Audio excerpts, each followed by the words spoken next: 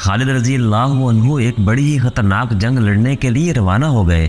دسمبر 632 شوال 11 ہجری کے تیسرے ہفتے خالد رضی اللہ عنہ نے 13,000 مجاہدین سے مرتدین کے 40,000 سے زیادہ لشکر کے خلاف یمامہ کے مقام پر وہ جنگ لڑی جسے اسلام کی پہلی خونریز جنگ کہا جاتا ہے۔ اس جنگ کا آخری معرکہ ایک وسیع باغ حدیقۃ الرحمن میں لڑا گیا تھا۔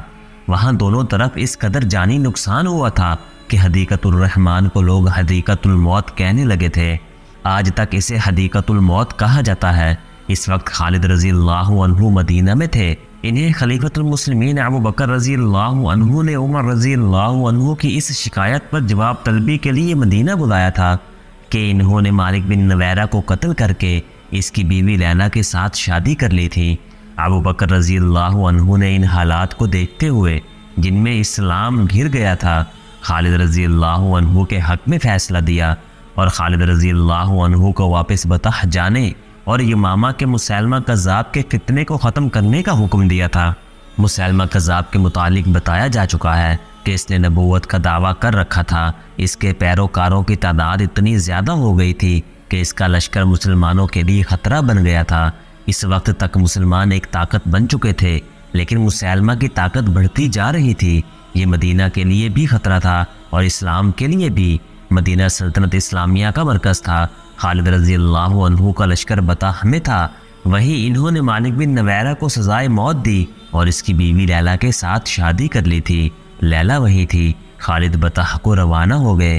انہیں معلوم تھا کہ ان کے پرانے ساتھی سالار اکرمہ رضی اللہ عنہ اس علاقے میں اپنے لشکر کے ساتھ موجود ہے اور مسیلمہ کے خلاف مدد کو پہنچیں گے۔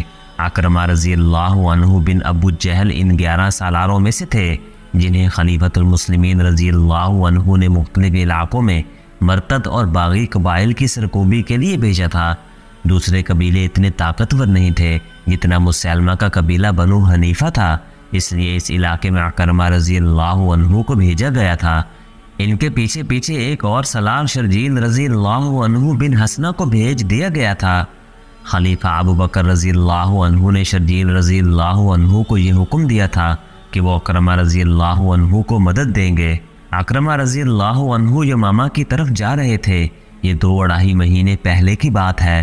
اس وقت خالد رضی اللہ عنہ طلیحہ سے نبرد آزما تھے۔ انہوں نے طلیحہ کو بہت بڑی شکست دی تھی۔ یہ خبر اکرمہ رضی اللہ عنہ تک پہنچی تو وہ جوش میں آ گئے۔ انہوں نے ابھی کسی قبیلے کے خلاف جنگی کارروائی نہیں کی تھی۔ کچھ دنوں بعد اکرمہ رضی اللہ عنہ کو خبر ملی کہ خالد رضی اللہ عنہ نے سلمہ کے طاقتور لشکر کو شکست دی ہے۔ مورخ لکھتے ہیں کہ اکرمہ رضی اللہ عنہ پر انسانی فطرت کی ایک کمزوری غالب آ گئی۔ انہوں نے اپنے ساتھی سالاروں سے کہا کہ خالد فتح پہ فتح حاصل کرتے جا رہے ہیں اور انہیں ابھی لڑنے کا موقع بھی نہیں ملا۔ خالد رضی اللہ عنہ اور اکرمہ رضی اللہ عنہ اسلام قبول کرنے سے پہلے کے ساتھی اور ایک جیسے جنگجو تھے اور میدان جنگ کے ایک جیسے قائد تھے۔ کیوں نہ ہم ایک ایسی فتح حاصل کریں جس کے سامنے خالد کی تمام فتوحات کی اہمیت ختم ہو جائے۔ اکرمہ رضی اللہ عنہ نے اپنے ماتحت سالاروں سے کہا، مجھے اطلاع مل چکی ہے کہ شرجیل بن حسنہ ہماری مدد کو آ رہا ہے۔ معلوم نہیں وہ کب تک پہنچے۔ میں زیادہ انتظار نہیں کر سکتا۔ میں مسیلمہ پر حملہ کروں گا۔ مسیلمہ معمولی عقل و ذہانت کا آدمی نہیں تھا۔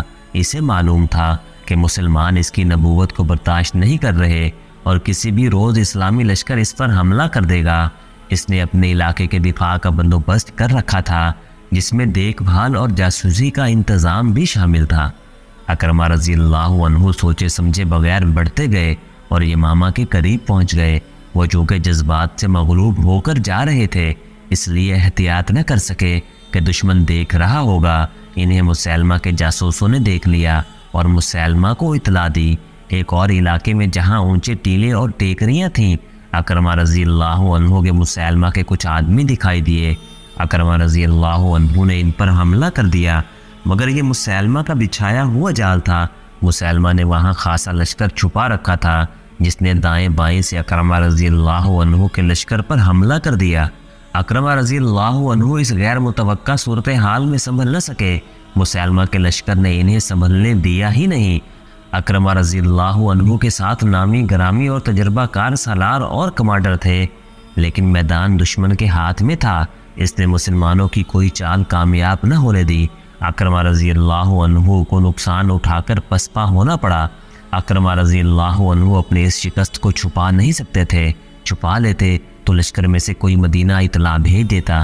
چنانچہ اکرمہ رضی اللہ عنہ نے خلیفۃ المسلمین رضی اللہ عنہ کو لکھ بھیجا کہ ان پر کیا گزری ہے۔ خلیفہ ابوبکر رضی اللہ عنہ کو سخت غصہ آیا۔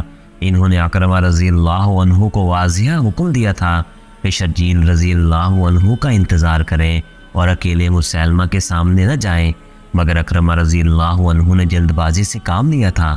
ابوبکر رضی اللہ عنہ نے اکرمہ رضی اللہ عنہ کو جو تحریری پیغام بھیجا تھا، اس میں غصے کا اظہار اس طرح سے کیا گیا تھا۔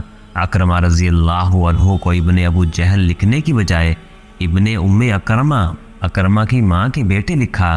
یہ عربوں میں رواج تھا کہ کسی کی توہین مقصود ہوتی تو اس کے باپ کے نام کی بجائے اسے اس کی ماں سے منسوب کرتے تھے۔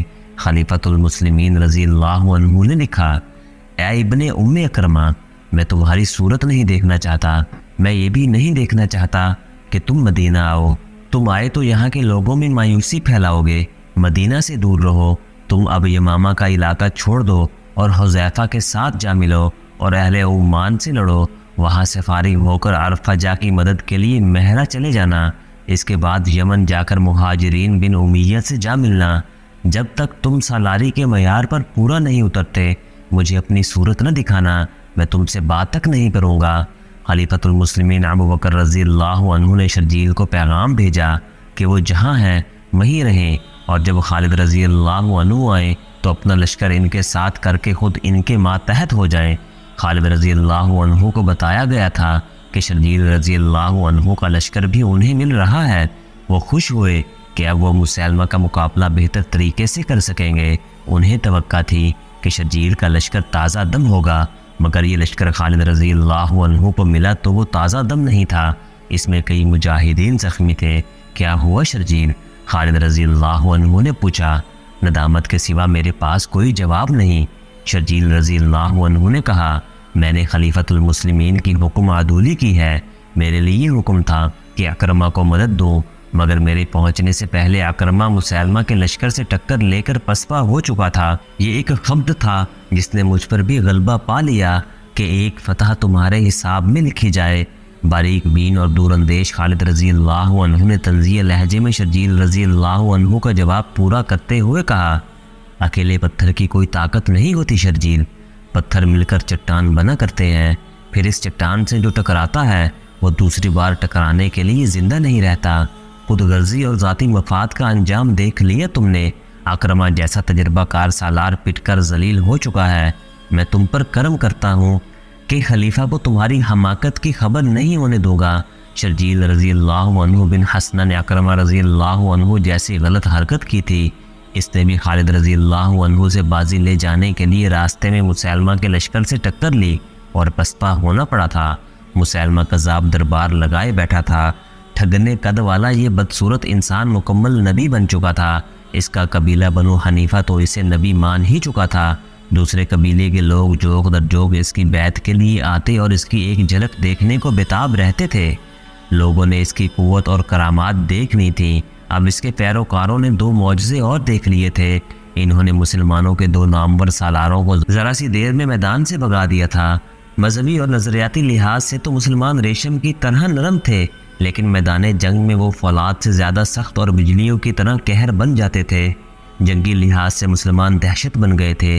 اکرمہ رضی اللہ عنہ اور شرجیل رضی اللہ عنہ نے اپنی غلطی سے شکست کھائی تھی، لیکن بنو حنیفہ نے انہیں اپنے کذاب نبی کے معجزوں اور کرامات کے کھاتے میں لکھ دیا۔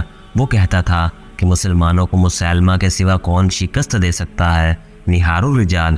مسیلمہ نے اپنے پاس بیٹھے ہوئے اپنے دست راست نہار الرجال سے کہا، اب ہمیں مدینہ کی طرف کوچ کی تیاری کرنی چاہیے۔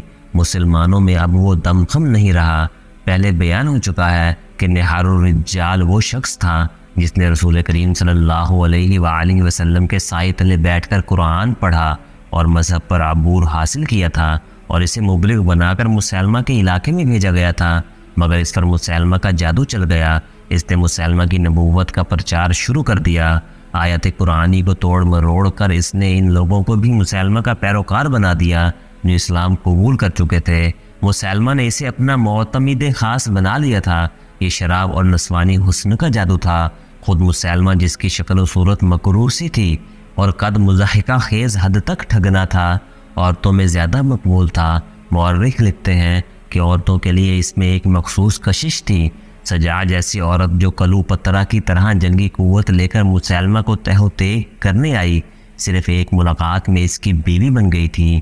یہ مسلمہ کی جسمانی طاقت اور مغناطیسیت تھی۔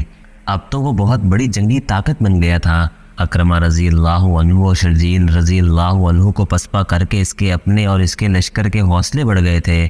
وہ اب مدینہ پر چڑھائی کی باتیں کر رہا تھا۔